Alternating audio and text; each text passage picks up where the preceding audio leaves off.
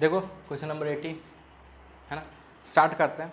क्या बोल रहा है कि सवाल को देख के तो आपको लग रहा होगा भाई अपने से नहीं होने वाला है सर, हम तो 11वीं के बच्चे, कहाँ इलेक्ट्रिक मैग्नेटिक फील्ड है।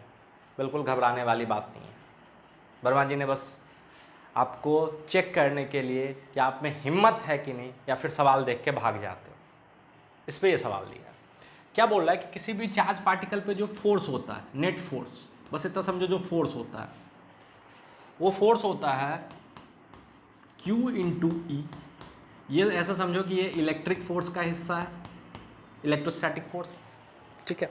तो इसको लिख लेते हैं एफ ई, एफ नीचे ई प्लस क्यू भी क्रॉस बी, इसको बोल लो मैग्नेटिक फोर्स। क्या बोल लो? Magnetic force. उन्होंने बोला है कि इलेक्ट्रिक फील्ड एक्स एक्सिस की तरफ है, मैग्नेटिक फील्ड वाई एक्सिस की तरफ है, ठीक है। ये मान लो एक्स एक्सिस है, तो इलेक्ट्रिक फील्ड इधर लग रहा है, ठीक है। तो इसके कारण जो ये फोर्स होगा ये वाला क्यू ई, अरे किसी भी वेक्टर को अगर एक स्केलर से मल्टीप्लाई करो और मानो कि क्यू पॉजिटिव है, अभी मान के चल रहे हैं क्यू पॉजिटिव है, तो इसका भी डायरेक्शन वही होगा जो ई का डायरेक्शन है। ये तो सिखा चुके हैं। मतलब इस पे जो क्यू ई लग रहा है वो कुछ ऐसे लग रहा होगा इधर एक्स एक्सिस के अलॉन्ग, ठीक है। ये वाई एक्सिस की तरफ मैग्नेटिक फील्ड है, मान लो बी, ठीक है। और ये ऐसे कुछ मान लो जेड एक्सिस है, बाहर आपकी तरफ, ठीक है। बिल्कुल ध्यान से सुनो। अगर आप ध्यान से देखो तो इसको जीरो होना, अगर इस नेट फोर्स को जीरो होना है तो हम बोल सकते हैं कि ये फोर्स और ये फोर्स मैग्नीट्यूड में बराबर होगा और डायरेक्शन में अपोजिट होगा। इसका मतलब हम बोल सकते हैं कि क्यूई का मैग्नीट्यूड और वी साइन थीटा का मैग्नीट्यूड, यही मैग्नीट्यूड है ना। अरे ये इलेक्ट्रिक फोर्स का मैग्नीट्यूड और ये मैग्नेटिक फोर्स का मैग्नीट्यूड, दोनों क्या होना पड़ेगा? बराबर। तो यहां से हम लिख सकते हैं कि v कितना आएगा, देखो v बराबर आ जाएगा Q E by B sine theta. ध्यान से सुनते जाना मेरी बात।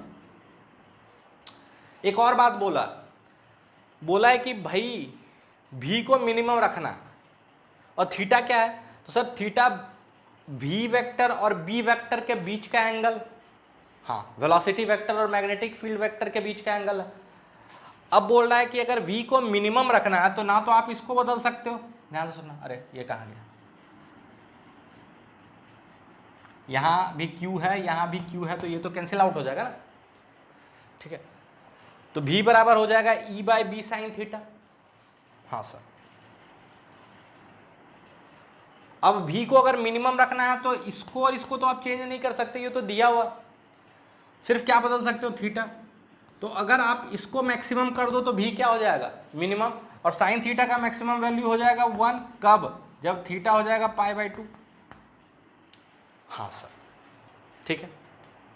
अच्छा, मतलब जो मेरा v का मैग्नीट्यूड आएगा वो आएगा e बाई बी, और vb के बीच का एंगल क्या आएगा? 90 डिग्री।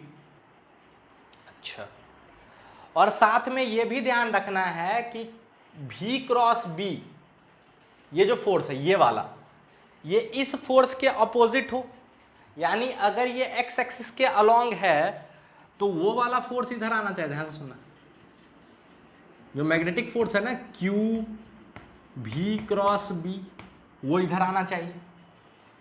अच्छा, कब आएगा? कब आएगा?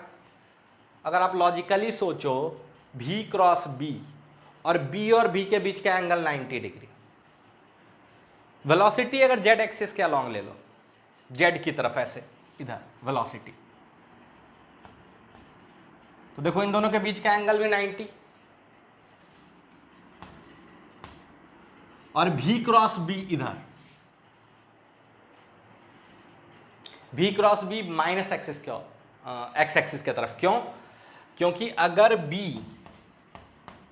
किस डायरेक्शन में है? j कैप में, और v वेक्टर किस डायरेक्शन में है? तो के कैप में तो v क्रॉस b करोगे तो k क्रॉस j कितना आएगा, माइनस आई, याद है आएगा। तो जो आपका वेलोसिटी वेक्टर होगा वो z एक्सिस के अलोंग होगा और उसका मैग्नीट्यूड e बाई बी होगा। कितना होगा, e बाई बी। ठीक है, तो यहां तक जल्दी से नोट डाउन करो। देखो 18 नंबर क्वेश्चन देखो, सिंपल सा सवाल है। बोला कि एक एग्जांपल दो जिसमें a डॉट बी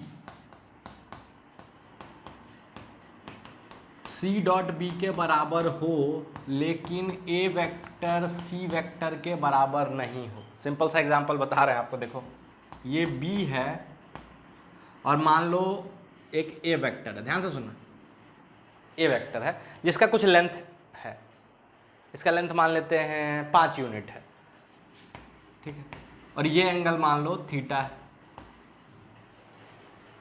तो इसका डॉट प्रोडक्ट क्या होगा, तो इसका डॉट प्रोडक्ट हो जाएगा a का मैग्नीट्यूड b का magnitude sine theta,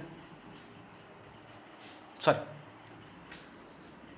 dot product की बात हो रही है, कॉस थीटा। हाँ सर, ठीक, नंबर है ऑब्वियसली नंबर।